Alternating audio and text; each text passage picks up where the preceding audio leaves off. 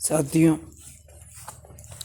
मैं हिंदू समाज, हिंदू धर्म में अक्सर जो है 13वीं 10वां इन सब रीति रिवाजों को देखता हूँ, सोचता हूँ, समझता हूँ। ये बेसिकली बनाए काहे के लिए गए हैं? बनाए तो इसीलिए गए हैं आत्मा की शांति के लिए। सोचता हूँ समाज में ऐसे भी कैरेक्टर होते हैं जो जब पिता जिंदा रहता है उनके पास एक ही काम रहता है कि पिता ने कितनी दौलत कमाई है और कितनी रखी हुई है।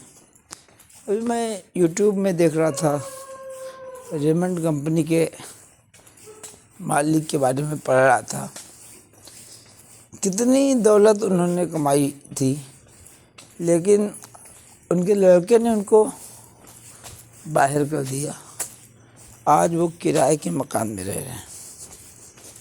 कहीं ना कहीं हमारे समाज में शकुनी रूपी ऐसे लोगों को सोचना चाहिए जो क्या कहते हैं, घर के प्राय मुखिया होते हैं, भाई बहनों में बड़े होते हैं। अगर भरत और राम के त्याग की बात की जाए, इसका उदाहरण क्यों है? शकुनी का उदाहरण क्यों नहीं दिया जाता? शकुनी भी तो जीत ही गया था ना, जिद कुटिल चालों से। और वहीं अब भरत और राम के त्याग की बात की जाए, भरत घर नहीं गए और जब उनको मालूम हुआ कि उनके बड़े भाई को जो है ऐसा किया है, तो त्याग में अलग सुख होता है। लेकिन आज घरों में जो है प्रॉपर्टी का जो विवाद है, एक ऐसे ही सज्जन को मैं जानता हूँ जो पिता जिंदा रहे तो जीवन भर उनको ये चिंता नहीं थी कि हमारे जो छोटे 4 भाई बहन हैं और उनका भी किसी तरह अगर जो है संपत्ति पिता हैं तो कहें कि वो सबको भैया दे दो। लेकिन उन्होंने जीवन भर वो जैसे शकुनी रूपी चालों से वो सिर्फ और सिर्फ छोटों का हिस्सा ही मांगते रहे। और बाद में जब पिता की मृत्यु हुई तो आत्मा की शांति वाले जितने भी प्रोग्राम होते हैं उनमें वही बैठे।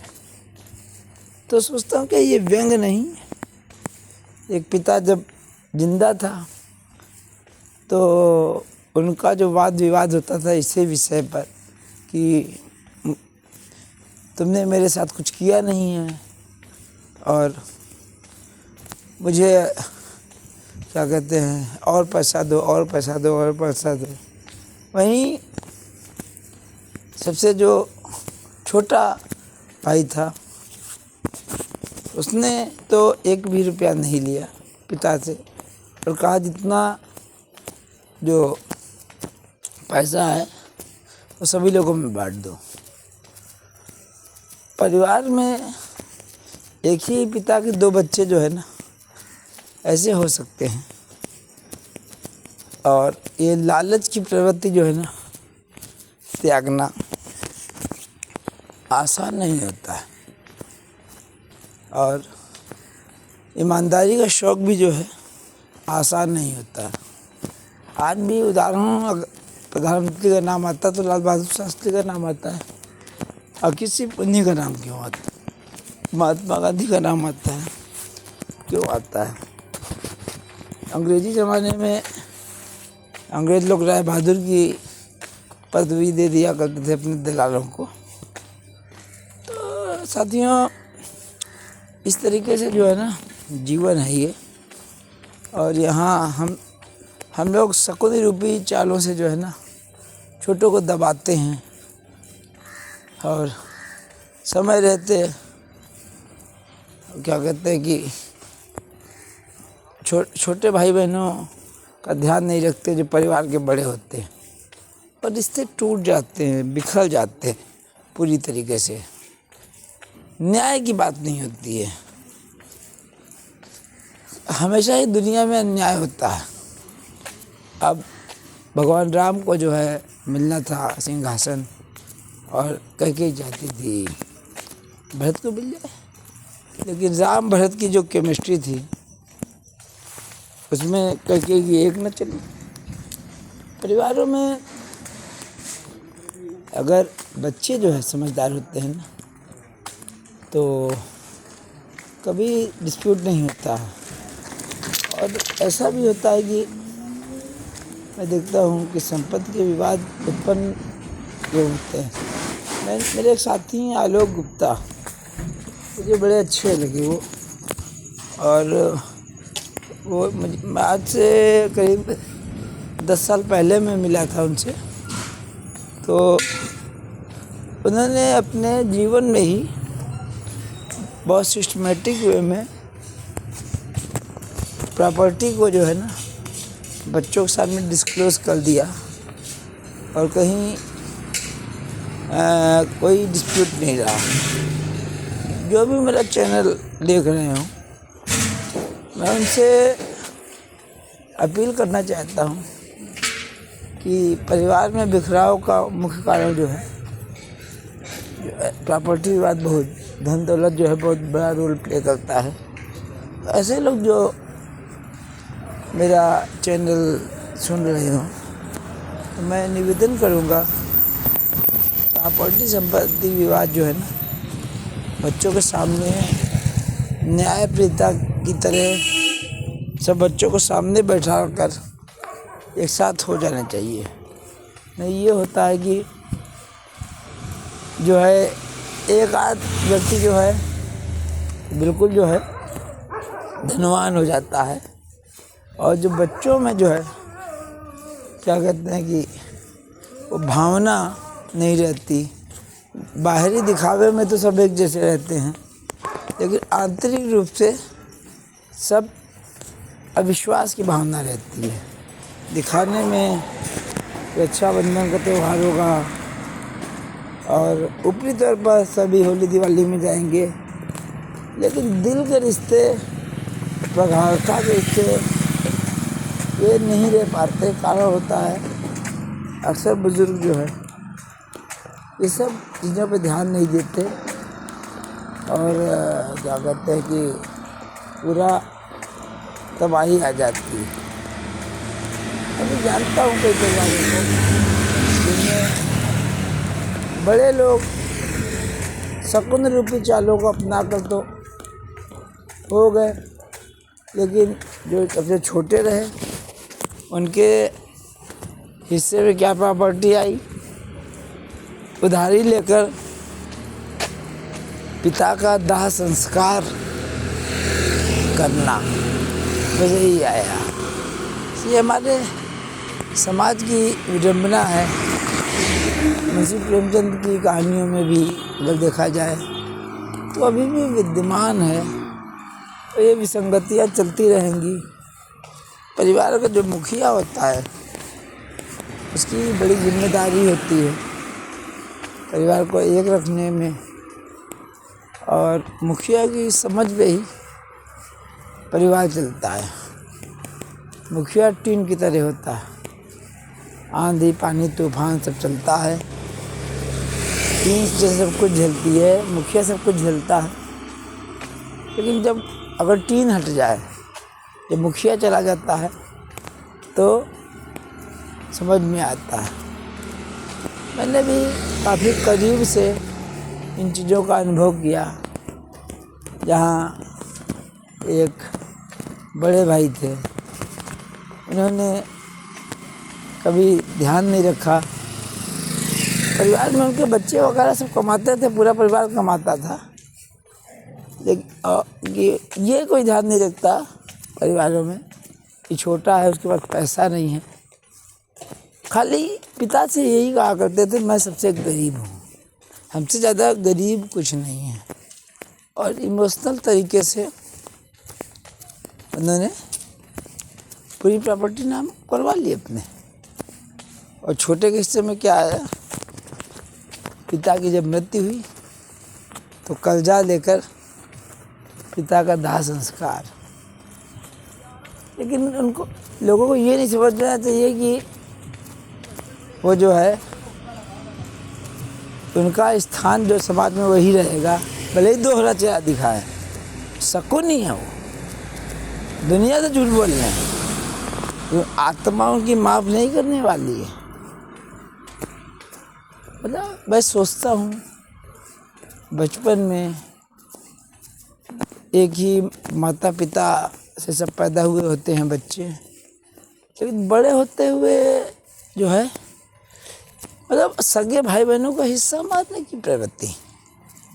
ये महाभारत काल ये सब इतिहास देखते हैं हम सभी लोग, अच्छी पढ़ाई करते हैं, इंग्लिश मीडियम की मोटी मोटी फीस देते हैं, लेकिन जहाँ बड़े होने पर न्याय की बात आती है और कोई नहीं करना चाहता। परेशान भी आदमी मन से इसीलिए रहता है।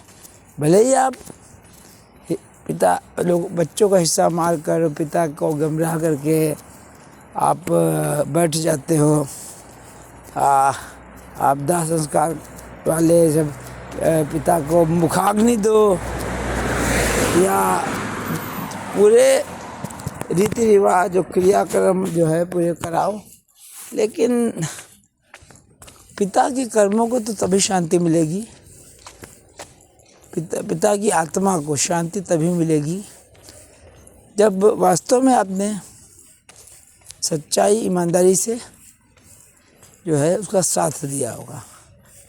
आपके अन्याय से पिता को जो है उनकी आत्मा को शांति नहीं मिलने वाली। जीते जी आप सिर्फ और सिर्फ लालच करते रहे और छोटे भाई बहनों का हिस्सा मारते रहे, तो ये शकुन रूपी चालों से आप जो है ना अपने को जो है ना संतुष्ट ज़बरदस्ती कर रहे हो। आपकी आत्मा संतुष्ट हो नहीं रही है, आप संतुष्ट कर रहे हो ज़बरदस्ती। और वहीं जो सच्चा ईमानदार जो छोटा भाई भले ही उधारी लेकर पिता का दाह संस्कार कर रहा है, तो आत्मा से बड़ा कोई गुरु होता ही नहीं। अरे आप किससे झूठ बोल रहे हो, दुनिया आपसे पूछ कर रही, साथ में निरंतर जो रहती है आपकी आत्मा रहती है। जबकि आपकी आत्मा गलत कर रही है तो आप पिता की आत्मा की शांति के लिए जितने कर्म कांड कर रहे हो ये सब झूठ है, फरेब है, पाखंड है। साथियों,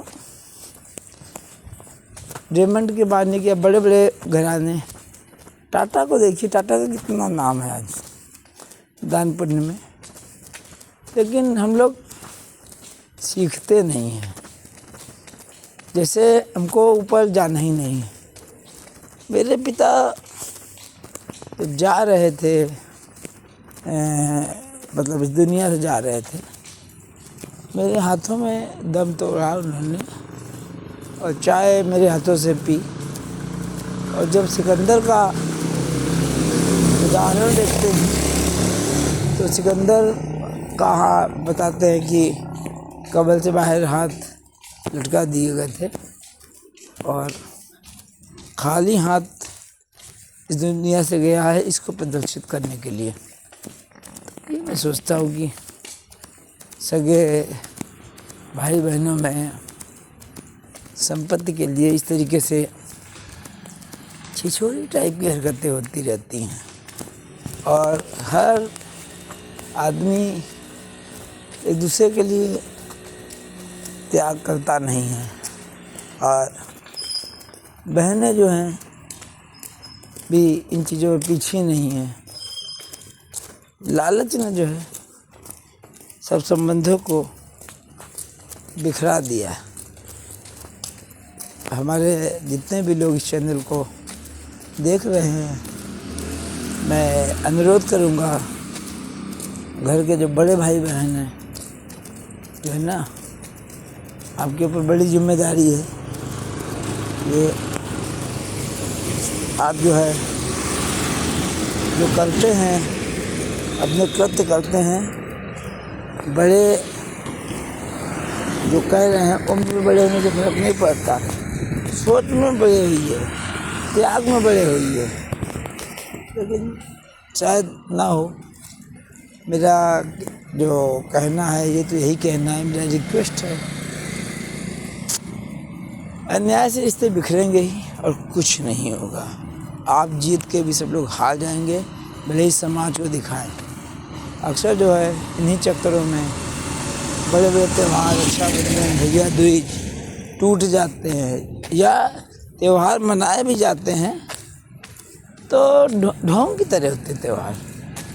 मन में कुछ चल रहा होता है। बड़ा आदमी जो है, बड़ा भाई छोटे को गुलाम बनाता है, लेकिन गुलाम आदमी तभी बनता है जब आपके कर्म अच्छे होंगे। ज़बरदस्ती तो गुलाम नहीं बना सकते। हो सकता है छोटा कमज़ोर हो और पैसे से कमज़ोर हो, लेकिन आत्मबल में अगर मजबूत है तो आत्मबल में जो मजबूत है उसको आप झुका नहीं सकते, डरा नहीं सकते। बड़े बनना है तो अपने क्वालिटी से बड़े बनिए, मीठी बातों से और शकुनी रूपी चावलों से। शकुनी का इतिहास में नाम काहे के लिए? शकुनी का इतिहास नाम है काहे के लिए? कुटिलता के लिए। बताना चाहता हूँ कि ऐसे ही जो है, जो उधार लेके भी आदमी पिता का अगर कर्म करता, संस्कार करता है, उसके मन में जो शांति होगी वो शांति उस आदमी में नहीं होगी। भले ही वो बैठा हो, कपाल क्रिया की हो, या जितनी भी क्रियाएं की हो, 10वां की हो, 13वीं की हो, पंडित के बनाए श्लोक पढ़े हों, नहीं हो सकता। मन में शांति नहीं होगी, क्योंकि जीते जी आपने जो है ना कर्म अच्छे नहीं किया। दुनिया में सब कुछ आधारित सिर्फ कर्म पर है। इसमें लिखा भी है कि कर्म प्रधान विश्व करी राखा, जस करे सो तस फल चाखा। कर्म से ज़्यादा मजबूत कुछ नहीं होता है।